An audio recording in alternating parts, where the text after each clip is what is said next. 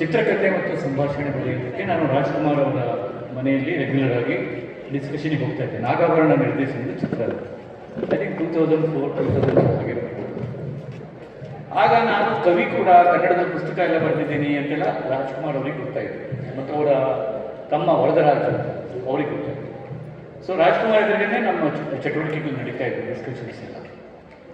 ಒಂದು ದಿವಸ ಬಾಕಿ ವಿ ಮನೋಹರ್ ಎಲ್ಲ ಹಾಡುಗಳನ್ನು ಬರೆದ್ರು, ಅವ್ರದ್ದೇ ಮ್ಯೂಸಿಕ್ ಕಂಪೋಸಿಷನ್ ಇತ್ತು. ಅವ್ರಿಗೆ ಏನಂದ್ರೆ ಕವಿಗಳಿದ್ದಾರಲ್ಲ ಅವ್ರ ಹತ್ರ ಯಾಕೆ ಬರ್ಸೋದಿಲ್ಲ. ಆಮೇಲೆ ನಾನು ಆಗಷ್ಟೇ ಬಾಂಬೆಯಿಂದ ಬಂದಿದ್ದೆ, ನನಗೆ ಹಿಂದಿನೂ ಬರ್ತಿತ್ತು. ಹೀಗಾಗಿ ಆ ಚಿತ್ರದಲ್ಲಿ hero is in Bombay, heroine ಆ ಥರ ಏನಿಲ್ಲ, ಅಂದರೆ ಒಬ್ಬರು ಕನ್ನಡ ಒಬ್ಬರು ಹಿಂದಿ ಇದೆ.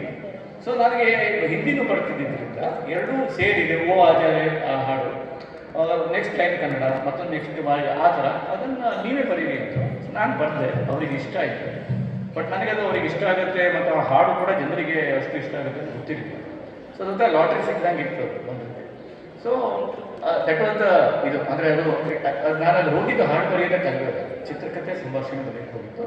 ಈ ಹಾಡು ಬರೀಲಿ ಅಂತ ಬರೆದೆ. ಆಮೇಲೆ ರಾಜ್ಕುಮಾರ್ ಅವರೇ ಹಾಡಿದ ಅವರ ಕೊನೆಯ ಹಾಡು ಗಂಗವ್ವ ಗಂಗಾಮಾಯಿ ಅಂತ ಒಂದು ಹಾಡಿದೆ. ಅದು ಬೋಟ್ ಮ್ಯಾನ್ ಸಾಂಗ್, ಗಂಗಾ ತೀರದಲ್ಲಿ ದೋಣಿಯನ್ನು ಇದು ಮಾಡ್ತಾ ಇರುವಂಥ ಹಾಡು. ಆ ಹಾಡನ್ನು ರಾಜ್ಕುಮಾರ್ ಹಾಡಿದ್ದು, ಅದನ್ನು ಕೂಡ ನಾನು ಬರೆದೆ. ಸೊ ಇವೆರಡು ಹಾಡುಗಳ ಮೂಲಕ ನನ್ನ ರಂಗಪ್ರವೇಶ ಆಯಿತು. ಕವಿತೆ ಬರೆಯುವಾಗ ಈಸಿ, ಯಾಕಂದ್ರೆ ಕವಿತೆ ನನ್ನದೇ ಕವಿತೆಗಳು, ನಾನು ಯಾತಕ್ಕೋಗಿ ಬರಿಬೋದು. ಈಗ ನೋಡಿ, ಇಲ್ಲಿ ಲೈಟು ಎಲ್ರಿಗೂ ನಾವು ಕಾಣ್ತಾ ಇದ್ದೀವಿ, ಬೇಕಾದಕ್ಕಿಂತ ಜಾಸ್ತಿ ಬ್ರೈಟಾಗಿ ಕಾಣ್ತಾ ಇದ್ದೀವಿ. ಬಟ್ ಒಬ್ಬರು ನಮ್ಗೆ ಕಾಣ್ತಾ ಇದ್ದೀವಿ ಮತ್ತು ಅವರನ್ನು ಉದ್ದೇಶಿಸಿ ಮಾತಾಡ್ತಾ ಇದ್ದೀವಿ. ಇದೇ ಒಂದು ಕವಿತೆ ಬರಿಬೋದು ನಾವು. ನೀನು ಯಾರೋ ಕತ್ತಲಲ್ಲಿ, ನಾನು ಯಾರೋ ಬೆಳಕಿನಲ್ಲಿ.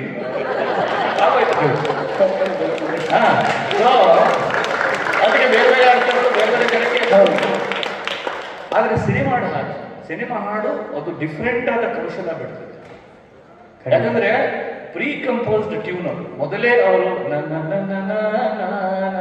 ಅಂತ ಮಾಡಿ ನನಗೆ CD ಕಳಿಸಿರ್ತಾರೆ, ಅಥವಾ ಈಗ ವಾಟ್ಸಪ್ ಬರುತ್ತೆ. ಟ್ಯೂನ್ ಮೊದಲು ಕಂಪೋಸ್ ಮಾಡ್ತಾರೆ. ಅದು ಭಾವಗೀತೆ ತರ ಅಲ್ಲ. ಭಾವಗೀತೆ ನೋಡಿ, ಕವಿಗಳು ಜಯಶೋಧ ಅವರು ಮೊದಲು ಬರೆದಿರ್ತಾರೆ, ಅದಕ್ಕೆ ಅವರು ಟ್ಯೂನ್ ಕಂಪೋಸ್ ಮಾಡ್ತಾರೆ. ಇದಾಗಲ್ಲ, ಮೊದಲು ಟ್ಯೂನ್ ಕಂಪೋಸ್ ಮಾಡ್ತಾರೆ. ಹೀಗಾಗಿ ಇಟ್ಸ್ ಮೋರ್ ಚಾಲೆಂಜ್. ಯಾಕಂದ್ರೆ ಆ ಟ್ಯೂನಿಗೆ, ಆ ಲಯಕ್ಕೆ ಪ್ಲೆಸೆಂಟ್ ಆದ, ಸ್ಮೂತ್ ಆದ ಶಬ್ದಗಳನ್ನು ಹಾಕಿ ಓಡಿಸ್ಕೊಂಡು ಹೋಗ್ಬೇಕು, ಮತ್ತು ಅದಕ್ಕೊಂದು ಫ್ಲೋ ಇರಬೇಕು. ಆಮೇಲೆ ಕೆಲವೊಂದು ಶಬ್ದ ಬರ್ದಾಗ ಚಂದ ಕಾಣ್ಬೋದು, ಆದರೆ ಹಾಗೆ ಆ ಟ್ಯೂನ್ ಅಂತ ಎದ್ದು ಕೂತ್ಕೊಳ್ಲಿಕ್ಕಿಲ್ಲ ಸರಿಯಾಗಿ. ಉದಾಹರಣೆಗೆ ನಿಟ್ಟುಸಿರು ಶಬ್ದ ತುಂಬಾ ಅರ್ಥಪೂರ್ಣವಾದ ಶಬ್ದ, ಆದರೆ ಹಾಡ್ಲಿಕ್ಕೆ ಕೊಟ್ಟರೆ ಹಾಡುವನ್ನು ನಿಟ್ಟುಸಿರು ಬಿಡ್ಬೇಕು. ಹೈ ಪಿಚಲ್ಲಿ ನಿಟ್ಟುಸಿರು ಮಾಡೋಕ್ಕಾಗೋದಿಲ್ಲ. ಸೊ ಇವೆಲ್ಲ ಸಂಗತಿಗಳು ಮನಸ್ಸಲ್ಲಿ ಇಟ್ಕೊಂಡು ನಾವು ಅದನ್ನು ಬರೀಬೇಕಾಗುತ್ತೆ.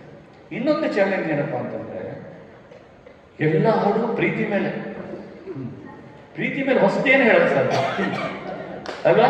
ಇಂಡಿಯಾದಲ್ಲಿ ಕಳೆದ 100 ವರ್ಷಗಳಲ್ಲಿ ಬಂದಿರುವ ಎಲ್ಲ ಚಿತ್ರಗೀತೆಗಳು, ಎಲ್ಲ ಭಾಷೆಯಲ್ಲಿ 90% ಹಾಡುಗಳು ಅರೌಂಡ್ ಲವ್. ಮೈ ಹೂ ಮುಷ್ಕಿಲ್ ಮೇ ಮೈ ಹೂ ತೇರೆ ದಿಲ್ ಮೇ ತೂ ಹೇ ಮೇರೆ ದಿಲ್ ಮೇ. ಕಂಟಿನ್ಯೂಸ್ಲಿ ಹಮ್ ತುಮೆ ಕಮರೆ ಮೇ ಬಂದು ಹೋ ಚಾವಿ ಖೋ ಜಾಯೆ. ಸೊ ಹಾಡು ಪ್ರೀತಿನೇ ಆದರೂ ಅದೇ ಪ್ರೀತಿಯನ್ನ ಬೇರೆ ರೀತಿಯಲ್ಲಿ ಹೇಳೋದು ಹೇಗೆ ಅನ್ನೋದು ದೊಡ್ಡ ಚಾಲೆಂಜ್ ಅಲ್ವಾ? ಯಾಕಂದ್ರೆ ಕನಸು, ನನಸು, ಉಸಿರು, ಹಸಿರು ಮುಗಿದೋಯ್ತು, ಆಮೇಲೆ ಮಾಡ್ತಾರೆ ನೀವು. ಸೊ ಅದಕ್ಕಾಗಿ ನನಗೆ ನನ್ನ ಕವಿತೆಯನ್ನು ನಾನು 5 ನಿಮಿಷದಲ್ಲಿ ಬರಿತೇನೆ ಅಥವಾ 10 ನಿಮಿಷದಲ್ಲಿ ಬರಿತೀನಿ. ಆದರೆ ಒಂದು ಹಾಡು ಬರೆಯೋದಕ್ಕೆ 1 ವಾರ ಒದ್ದಾಡ್ತೀನಿ ನಾನು. ಆಮೇಲೆ ಹಾಡು ಬರೋದಕ್ಕೆ ಇನ್ನೊಂದು ಕಂಡೀಷನ್ ಏನು ಅಂದರೆ, ನಾವು ಹಾಡುಗಳ ಪ್ರೇಮಿ ಆಗಿರ್ಬೇಕು. ನಾವು ಬಾಲ್ಯದಿಂದಲೂ ಹಾಡುಗಳನ್ನು ಗುನುಕೊಂಡು ಕೇಳ್ಕೊಂಡೇ ಬೆಳೆದಿದ್ದೀವಿ. ಯಾಕಂದ್ರೆ ನಮ್ಮನೇಲಿ ನಾವು ಸಿಕ್ಕಾಪಟ್ಟೆ ಹಾಡನ್ನು ಗುನುಕ್ತಾ ಇರ್ತೀವಿ. ನಮ್ಮ ತಂದೆಯವರು ಯಾವಾಗಲೂ ಹೇಳೋದು, ಅವರು ಗುನುಕ್ತಾ ಇರೋರು, ಯಾವಾಗ ಏನೇ ಕೆಲಸ ಮಾಡುವಾಗಲೂ ಗುನುಕ್ತಾ ಇರೋರು. ಬರೆಯುವಾಗ ಮಾತ್ರ ಗುನುಕ್ತಿರ್ಲಿಲ್ಲ ಅವರು ಬರೆಯುವಾಗ. ಬಟ್ ಯಾರೋ ಕೇಳಿದ್ರು, ನೀವು ಯಾವಾಗಲೂ ಗುನುಕ್ತಾ ಇರ್ತೀರಿ ಅಂದಾಗ ನಾನು ಗೊಣಗುವುದಕ್ಕಿಂತ ಗುನುಗುವುದು ಮೇಲು ಅಂತಿದ್ರು. ನಾವು ಸುಮ್ಮನೆ ಗೊಣಗ್ತಾ ಇರ್ತೀವಿ ಲೈಫಲ್ಲಿ, ಅವ್ರದ್ದು ಹಿಂಗೆ ಇವ್ರದಂಗೆ ಅಂತ ಬರೀ ಗೊಣಗೋದು. Mind is full of trash. ಪರಿಸರ ಮಾಲಿನ್ಯ ಇಲ್ಲಿದೆ, ಅದಕ್ಕಾಗಿ ಹೊರಗಡೆ ಬರುತ್ತೆ.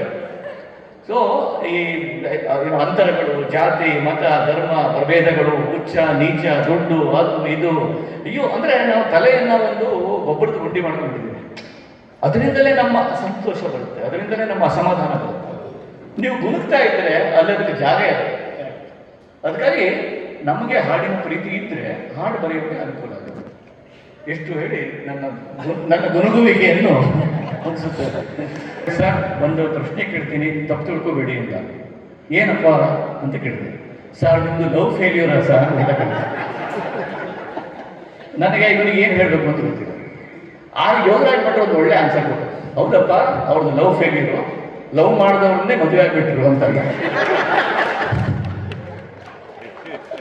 ಸೊ ಈ ಥರದ ತುಂಬ ಎನೆಕ್ಡೋಟ್ಸು ಅಲ್ಲಿ ಇಲ್ಲಿ ಆಗ್ತಾ ಇರ್ತವೆ.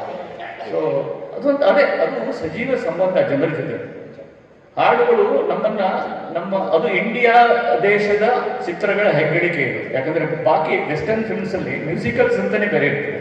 ಮೈ ಫೇರ್ ಲೇಡಿ ಇರ್ಬೋದು, ಫಿಡ್ಲರ್ ಆನ್ ದ ರೂಫ್ ಇರ್ಬೋದು. ನಮ್ಮ ದೇಶದ ಹಾಗಲ್ಲ, ಮೊದಲಿಂದನೂ ಸಿನಿಮಾ ಹಾಡುಗಳು ಆ ಸಿನಿಮಾಕ್ಕೆ ಒಂದು ದೊಡ್ಡ ಜೀವ ಬೆನ್ನೆಲುಬು. ಮತ್ತು ನಾವೇನು ಹೇಳ್ತೇವೆ, ಸಾಮಾನ್ಯವಾಗಿ ಒಂದು ಹೊರೆ ತಳ್ಳುವವರು, ಯಾವುದೋ ಒಂದು ಹೊರೆ ತಳ್ಳುವವರು, ರಿಗರ್ಸ್ ಅಂತ ಕರೀತಾರಲ್ಲ, ಅವರು ಹೊರೆ ತಳ್ಳುವಾಗ ಜೋರ್ ಲಗಾಕೆ ಐಸಾ, ಜೋರ್ ಲಗಾಕೆ ಐಸಾ ಅಂತ ಹೇಳ್ತಿರ್ತಾರಲ್ಲ, ನಾವು ಭಾರತೀಯರು ನಮ್ಮ ಬದುಕಿನ ಹೊರೆಯನ್ನು ತಳ್ಳೋದಕ್ಕೆ ಸಿನಿಮಾ ಹಾಡನ್ನು ಕಲಿತೀವಿ. ಸಿಂಪಲ್. ನಮ್ಮ ಕೆಲಸದಲ್ಲಿ ನಾವು ಮಕ್ಕಳನ್ನು ಮಲಗಿಸುವಾಗಲೂ ಸಿನಿಮಾ ಹಾಡನ್ನೇ ಹಾಡ್ತೀವಿ. ಅವ್ರು ಎಷ್ಟು ಮಟ್ಟ ಇನ್ವಾಲ್ವ್ ಆಗ್ತೀವಿ ಅಂದ್ರೆ, ಮಗು ಮಲಗಿದ್ರು ಮುಗಿಸೋದೇ ಇಲ್ಲ ನಾವು. ಆಮೇಲೆ ಪಕ್ಕದಲ್ಲಿ ಇದ್ದರೆ ಹೇಳಬೇಕಾಗಿದೆ, ಮಗು ಹೊತ್ತಾಗಿದೆ, ನಿಲ್ಲಿಸು ನೀನು. ಸೊ ಈ ಥರ ಸಿನಿಮಾ ಹಾಡುಗಳು ನಮ್ಮ ಭಾರತದ ಜೀವನದ ನಮ್ಮೆಲ್ಲರ ಬಾಳಿನ ಹಿನ್ನೆಲೆ ಸಂಗೀತ. It's a background music for our life.